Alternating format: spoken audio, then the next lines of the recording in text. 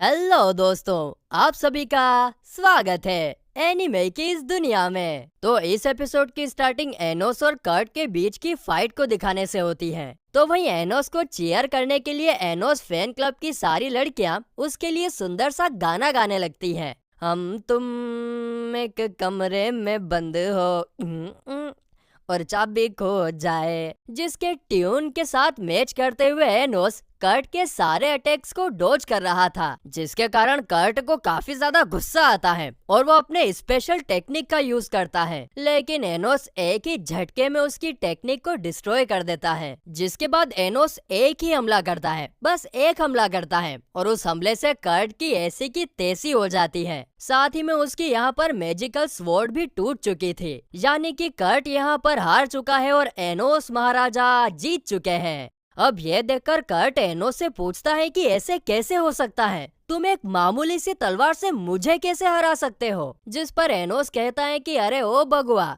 इसे मामूली तलवार नहीं समझना, इसमें मेरे डैड का प्यार और उनकी मेहनत जुड़ी हुई है, जिसके कारण मैं तुम्हें यहाँ पर हरा पाया। जिसे सुनकर एनोस के डैड तो लिटरली रोने लगते हैं। तो वहीं दूसरी तरफ अपने भाई को हारता हुआ देख खेमड़ी को काफी ज्यादा गुस्सा आता है। खेमड़ी तो पता ना कौन है। आगे सीन कट होता है और हम एनोस और मीसा को वेटिंग रूम में बैठे हुए देखते हैं, जहां पर उन्हें सेकेंड राउंड में ले के जीतने की खबर मिलती है। लेकिन वे लोग शॉक रह जाते हैं जब उन्हें पता चलता है कि ले अब रॉयल फैमिली के ऑर्गेनाइजेशन से जुड़ चुका है। तो वहीं जब ले मैच जीतकर वापस वेटिंग रूम में आता है, तब मीसा उससे सवाल पूछती है कि तुम्हारा नाम एक रॉयल फैमिली के ऑर्गेनाइजेशन से क्यों जुड़ा है। जिस पर ले कहता है कि उन्होंने मुझे डीमन लॉर्ड बनाने का वादा किया है और साथ ही में इतने पैसे दिए हैं कि मैं अपनी पूरी लाइफ आराम से गुजार सकूं। जिसे सुनकर एनोस और मीसा को तो यकीन नहीं होता कि उनका दोस्त ले ऐसा कर सकता है। तो वहीं जाने से पहले ले एनोस से कहता है कि कंपटीशन में मैं तुम्हें मार कर रहूंगा। जिस पर एनोस कहता है कि उसके लिए तुम्हें कंपटीशन का इंतजार करने की जरूरत नहीं है,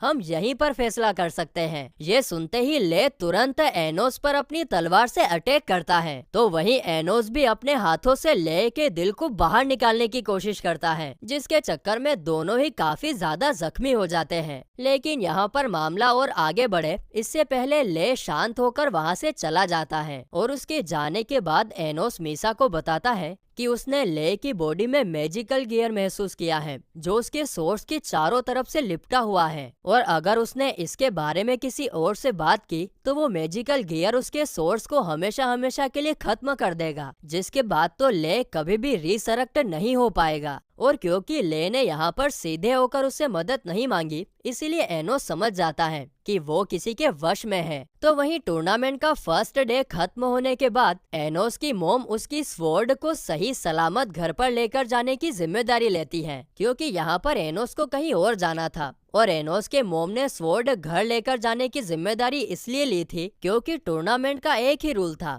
कि एक बार जो स्वॉर्ड यूज कर ली तो अंत तक उसी स्वॉर्ड को यूज करना होगा। जिसे सुनकर एनोस फैन क्लब की सारी लड़कियां एनोस की मोम के साथ जाने का डिसाइड करती हैं। इसके बाद एनोस और मीसा हॉस्पिटल में ले की मोम को देखने के लिए आते हैं, जिनकी हालत सच में काफी ज्यादा खराब थी। हम लोग लिटरली उनके बॉडी के आर पार देख सकते हैं। तो वहीं उनको देखकर एनोस मीसा से कहता है कि ले की मोम डीमन नहीं है, बल्कि वो भी तुम्हारी तरह हाफ स्पिरिट और हाफ डीमन है। जिसे सुनकर मीसा कहती है लेकिन ले तो एक रॉयल है ना, तो उसकी मोम को प्योर डीमन होना चाहिए था। जिसे सुनकर एनोस कहता है कि शायद ये ले की बायोलॉजिकल मदर नहीं होगी।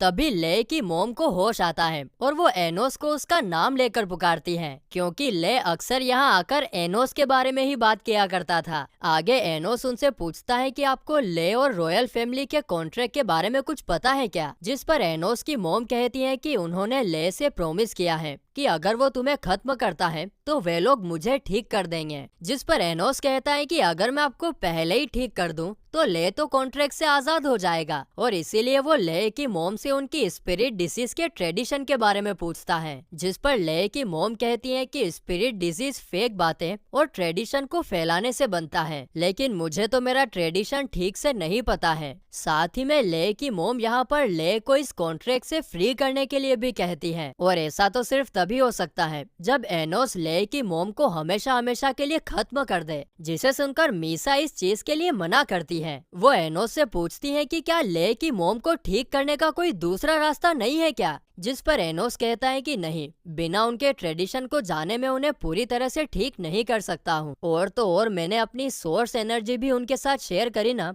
तो भी वो ठीक नहीं हो सकती है, क्योंकि डीमंस की और स्पिरिट की सोर्सेस काफी ज्यादा डिफरेंट होती है। लेकिन यहाँ पर मीसा तो एक हाफ डीमन और हाफ स्पिरिट है, और इसीलिए वो अपनी सोर्स एनर्जी शेयर करने का डिसाइड करती है, जिस पर एनोस एग्री करता है और तुरंत एक स्पेल एक्टिवेट करता है, जिससे मीसा की सोर्स एनर्जी ले की मोम के साथ शेयर होना स्टार्ट हो जाती है। लेकिन तभी अचानक से एनोस को कुछ तो काफी बुरा महसूस होता है, और फिर सीन तुरंत एनोस की मोम और फैन क्लब की लड़कियों पर शिफ्ट होता है। वे लोग एनोस के घर की तरफ जा ही रहे थे कि तभी वहाँ पर टीचर अपीयर होती है। वो एनोस की स्वॉर्ड मांगती है, ये बोलकर कि उसको इसकी जांच करनी है। उसके हिसाब से ये टूर्नामेंट का एक रूल है, लेकिन फैन क्लब की लड़कियों को तो ऐसे किसी रूल के बारे में पता नहीं होता है, और इसीलिए जब एनोस की मोम तलवार देने से मना करती है, तब टीचर उसे धमकी देते हुए जबरदस्ती तलवार छीनने की कोशिश करती है। इतना ही नहीं, बल्कि वो तो एनोस की मोम पर अटैक भी करती है, जिसके कारण एनोस की मोम जख्मी होकर नीचे गिर जाती है। इसके बाद टीचर एनोस की मोम को खत्म करने के लिए अपना फाइनल अटैक करती है, लेकिन तभी फैन क्लब की लड़कियां प्रोटेक्शन वॉल का यूज करके उन्हें बचा लेती हैं। लेकिन वो भी ज्यादा देर तक टीचर के हमले को रोक नहीं पाती हैं और पत्तों की तरफ बिखर जाती हैं। आगे एनोस की मोम के पूछने पर हमें पता चलता है कि टीचर ये सब अपने भाई का बदला लेने के लिए कर रही है, क्योंकि उसे एक हाइब्रिड ने हराया था। जिसके बाद एक बार फिर टीचर एनोस की मोम पर अटैक करती है, लेकिन इस बार भी फैन क्लब की लड़कियां उन्हें बचा लेती हैं और यहाँ से भागने के लिए कहती हैं। हालांकि एनोस की मोम ऐसा नहीं करना चाहती थी, लेकिन लड़कियों को तकलीफ में देखकर वो तुरंत मदद लाने के लिए भागती है। अब ये देखकर टीचर अपनी पूरी पावर का यूज करके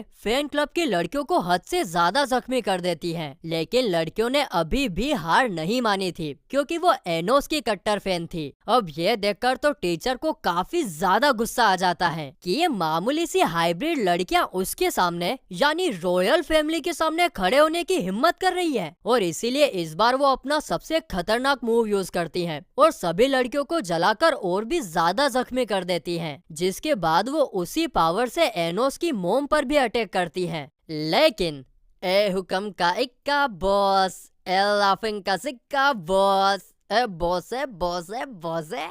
तभी एंट्री होती है अपने बॉस एनोस की। वो सही टाइम पर आकर उन्हें बचा लेता है, और एनोस को देखकर तो टीचर की फटकर सीधे 32 हो गई थी। आगे टीचर उसे हाइब्रिड ब्लड कहकर उसकी इंसल्ट करने लगती है, लेकिन इस पर एनोस अपनी डिमोनिक आइस का यूज करके टीचर को फ्रीज कर देता है, और फिर वो अपने हीलिंग मैजिक की मदद से अपनी मोम और फैन क्लब की लड़कियों को ठीक करता है। उसके बाद वो उन फैन क्लब की लड़कियों से उनका नाम पूछता है, और फिर वो कहता है कि मैं तुम लोगों का ये एहसान कभी नहीं भूलूंगा। आज जो तुमने मेरी मोम के लिए किया, उसके कारण मैं तुम लोगों का नाम मरते दम तक याद रखूंगा। जिसे सुनकर लड़कियों की आंखों में आंसू आ जाते हैं। जिसके बाद एनोस अपनी मोम को लड़कियों के साथ यहाँ से घर जाने के लिए कहता है कि अब तुम जाओ, आगे मैं संभाल लूंगा। इसके बाद वो गुस्से में टीचर के पास आकर कहता है कि आज तुमने अपनी लाइफ की सबसे बड़ी गलती करी है। आगे वो टीचर को गले से पकड़कर ऊपर उठाता है, और फिर दोनों टूर्नामेंट वाले स्टेडियम में टेलीपोर्ट होते हैं, जहां से टीचर भागने की कोशिश करती है, लेकिन एनोस तुरंत तलवार समन करके उसके पीठ में स्टेप कर देता है और कहता है कि अगर तुम्हें अगले 1 मिनट में इलाज नहीं मिला तो तुम धरती लोग छोड़ दोगी। हाँ, पर अगर तुम ऐसा नहीं चाहती तो तुम मुझे डीमन किंग पुकार कर अपनी जान की भीख मांग सकती हो, शायद मेरा मन बदल जाए।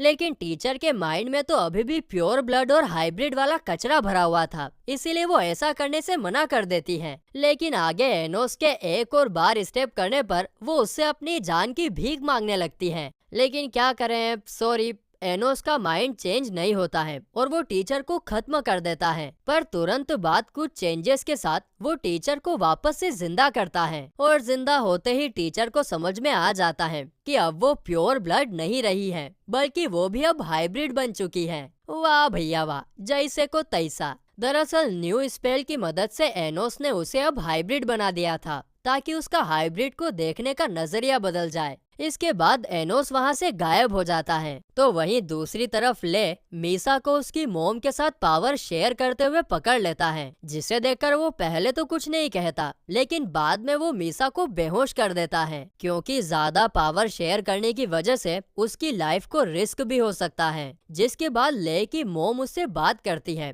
और एक फ्लैशबैक से हमें पता चलता है कि वो सच में ले की बायोलॉजिकल मदर नहीं है, बल्कि ले तो उसे जख्मी हालत में सड़क पर मिला था और तब से ही उसने ले को अपना बेटा समझकर बड़ा किया था। आगे ले की मोम उसे खुद की लाइफ जीने के लिए कहती है, ना कि उसके लिए। जिसके बाद ले खुश होकर वहाँ से चला जाता है और उसके जाते ही एनोस वहाँ पर अपीयर होता है। खैर एनोस वहाँ पर था इसकी खबर ले को भी होती है और फिर अगले दिन मैजिक स्वॉर्ड टूर्नामेंट का फाइनल मैच होता है, जो कि एनोस और ले के बीच था। दोनों एक दूसरे को मैच से पहले स्माइल देते हैं और फिर गाइज इसी स्माइल के साथ ये एपिसोड यहीं पर खत्म होता है।